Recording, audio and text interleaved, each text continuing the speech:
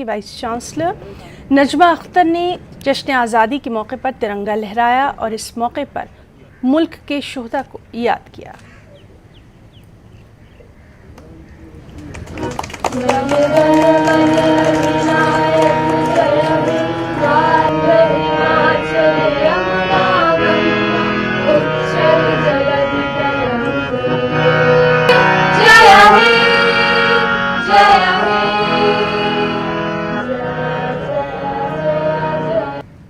जामिया मिलिया याद उसकी जड़ें हमेशा से भारतीय राष्ट्रीयता की अंदर पेवस्त है।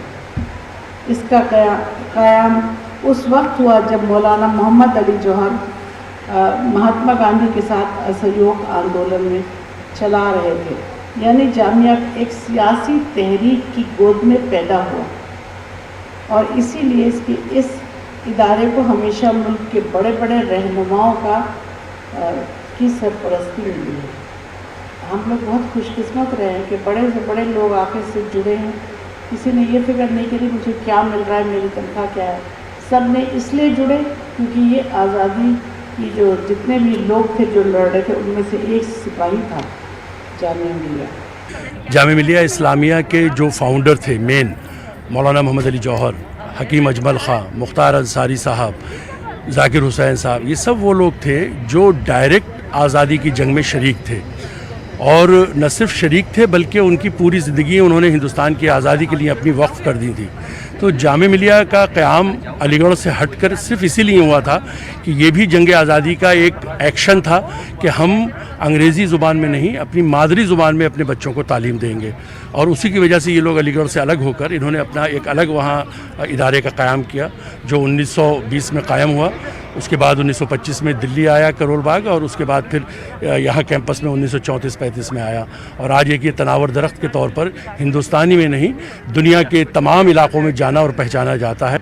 जिस तरह से हम लोग अलीगढ़ से निकले जहाँ अंग्रेज़ों की पढ़ाई लिखाई को छोड़ने की बहिष्कार करने की बात हुई तो वो सब एक बड़ा कंट्रीब्यूशन था आज़ादी में हम लोगों को। तो आगे बढ़ के हमने काम लिया और आज भी जिस शौक़ से जामिया में आज़ादी का दिन मनाया जाता है और एक अरसे से जहाँ स्कूल के बच्चों से लेके और बड़े लोग इन्वॉल्व होते हैं वो देखने लायक है।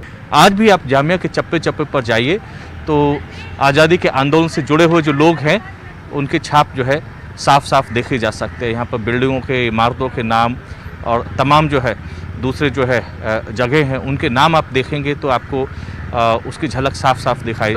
जामिया में स्वतंत्रता संग्राम से जुड़े हुए लोगों का आना जाना लगातार जो है जारी रहा।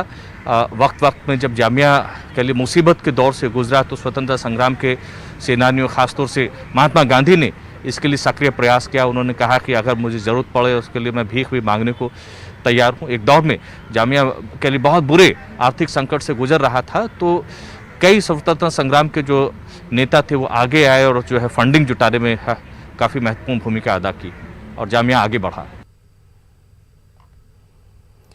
नेटवर्क 18 और